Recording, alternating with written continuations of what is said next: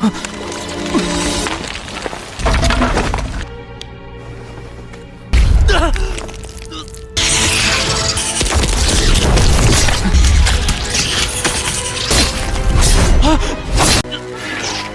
忘这一口！神降临，神功不成，死有余辜。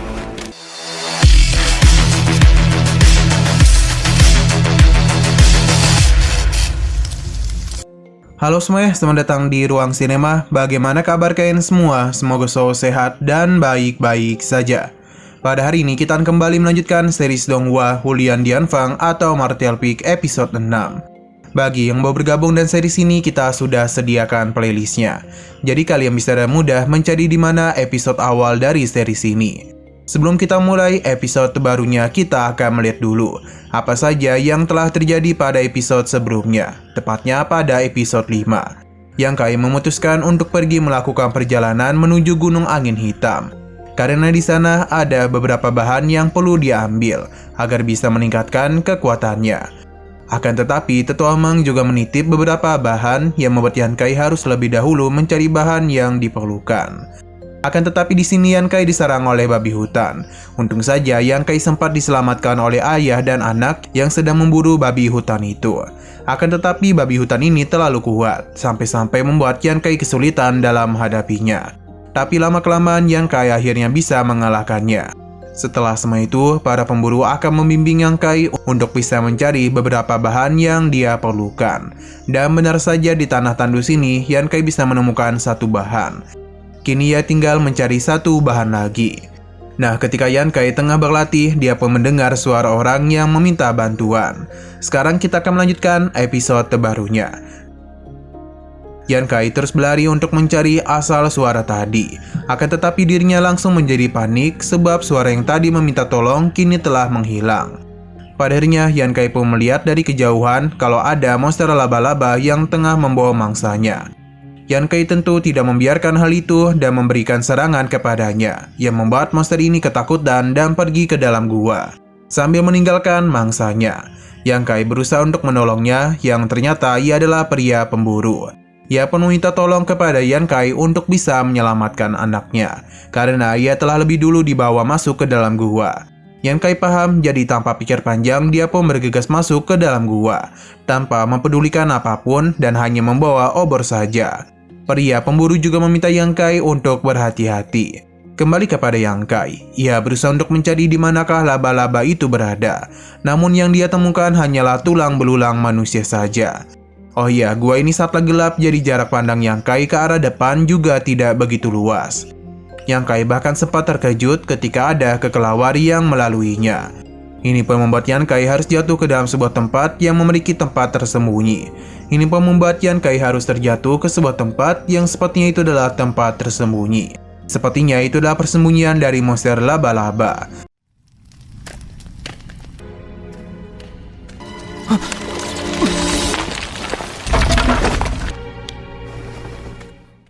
Yan Kai pun kembali melakukan pencarian namun tidak kunjung menemukannya. Sampai akhirnya dia pun menemukan laba-laba itu yang telah melilit anak pemburu. Yan Kai tahu itu adalah monster tingkat 1, jadi dia harus segera bertindak daripada nanti terlambat. Hanya saja Yan Kai itu masih berada di ranah body tempering tingkat 5. Seharusnya dan kekuatan yang ia miliki saat ini tidaklah bisa mengalahkan monster tingkat 1. Terlebih lagi dia itu belumlah menguasai kekuatannya. Namun Yan Kai harus bertindak karena takutnya monster ini akan memakan anak pemburu. Serangan yang dia lakukan pun berhasil menyelamatkan anak pemburu. Namun bukan berarti monster ini akan diam saja dan langsung menyerang balik Yan Kai. Yan Kai tentu tidaklah mau dihamili oleh laba-laba itu dan mencoba untuk memberikan perlawanan kepadanya. Untung saja taringnya itu terlalu pendek, jadi tidak bisa melukai Yan Kai. Kesal diremehkan, laba-laba itu pun mulai melancarkan jaringnya dan kembali lagi menyerang Yan Kai. Dalam pertarungan itu, Yan Kai harus menghabisi laba-laba ini secepat mungkin. Karena bagaimanapun, anak pemburu telah terkena racun yang bisa saja membuat nyawanya dalam bahaya. Jadi, Yan Kai pun kembali maju dan mencari cara bagaimana bisa menumbangkan monster laba-laba.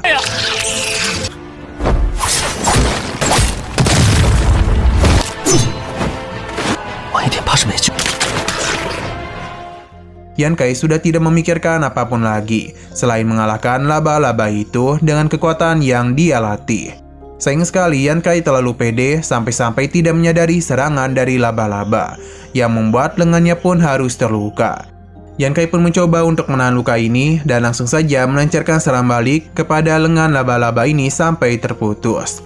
Dan tubuhnya ini Yan Kai pun telah menyadari kalau luka tadi tidaklah terasa sakit. Bahkan darahnya juga berhenti mengalir keluar. Sepertinya inilah kekuatan dari tubuh emas. Monster laba-laba kembali melancarkan serangan dan membuat Yan Kai menjadi cukup panik. Karena serangan yang laba-laba itu lancarkan semakin brutal saja. Walaupun gitu Yan Kai lagi dan lagi berhasil memanfaatkan kesempatan untuk bisa mematahkan kaki-kaki laba-laba itu. Dia terus melakukan hal yang sama hingga laba-laba ini tidak bisa bergerak lagi.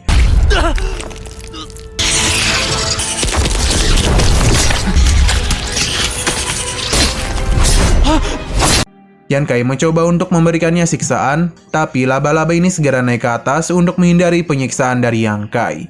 Ini pun membuat Yan Kai tidak kehabisan akal. Dia langsung saja menyalakan kembali obornya dan ingin melihat apakah laba-laba itu bisa melompati lingkaran api miliknya.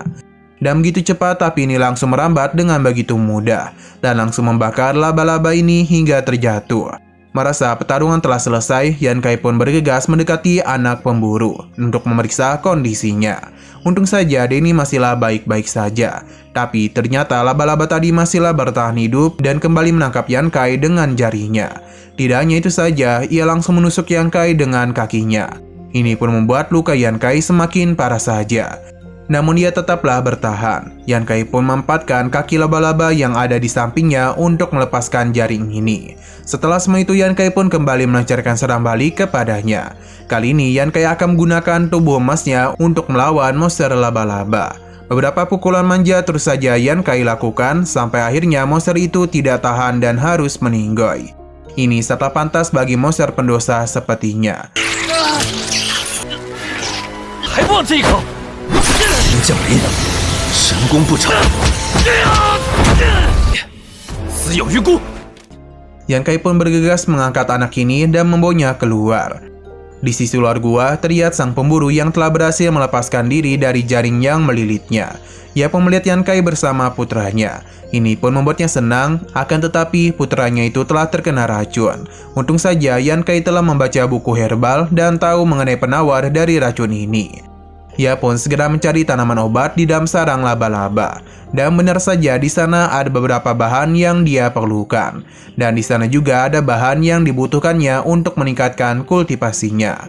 Yan Kai pun membuat penawarnya dan segera menempelkan hal itu kepada anak ini. Dan obat itu akan menahan aliran racun pada jantungnya. Namun efek obat ini akan membutuhkan waktu beberapa jam. Mendengar hal itu, sang pemburu pun berterima kasih kepadanya. Ia tidak tahu bagaimana cara membalas kebaikannya. Bahkan dia bersedia membayar Yan Kai dan harga apapun, karena dia itu telah menyelamatkan nyawa putranya. Yan Kai meminta untuk tidak melakukan hal itu dan anggap saja ini bayaran atas makanan yang telah ia makan. Meskipun telah Yan Kai obati, Zhang harus tetap membawa putranya ke klinik agar lukanya itu bisa disembuhkan dan meminta dokter untuk mengecek kondisinya. Zhang paham, tapi secara tiba-tiba ia pun meminta Yan Kai untuk melepaskan pakaiannya, yang tentu membuat Yan Kai panik. Tapi ternyata Zhang itu hanya ingin menjahit baju Yan Kai saja. Jadi untuk apa juga dia itu seheboh ini?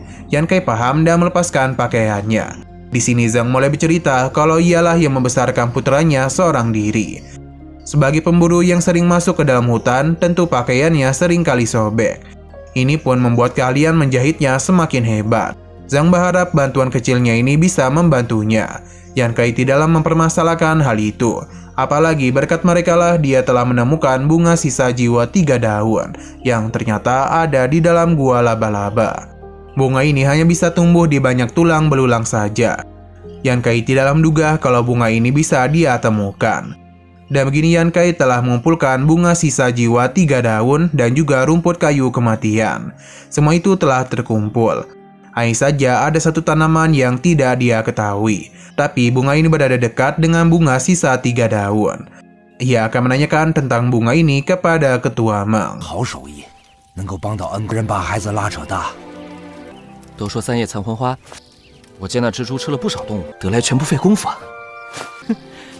现在三叶残魂跟着三叶残魂花长在一起。 Zhang kembali berterima kasih kepadanya. Hanya saja Yan Kai meminta untuk tidak terlalu berterima kasih dan lebih baik memberikan dia itu baju karena bagaimanapun Yan Kai sedang kedinginan. Setelah semua itu, keesokan harinya Yan Kai pun pergi kembali ke sektenya. Akan tetapi dia itu dikejutkan dan beberapa murid yang sedang berkumpul di depan kediamannya. Yang mana ia penasaran apa yang telah terjadi. Terlebih lagi orang-orang ini telah membawa obor padahal masih di siang hari. Nah, sayang sekali lagi seru-serunya, episodenya pun harus bersambung dulu. Oke, sekian dulu pada video kali ini, untuk video selanjutnya akan segera hadir. Jadi bagi kalian yang ingin mengikuti series ini, langsung saja klik subscribe dan aktifkan loncengnya. Terima kasih yang sudah menonton video sampai habis. Jika kalian suka pada video ini, klik like dan share ke teman-teman kalian tentang channel ini. Dan ditunggu aja kelanjutannya. Oke, sampai jumpa di video selanjutnya.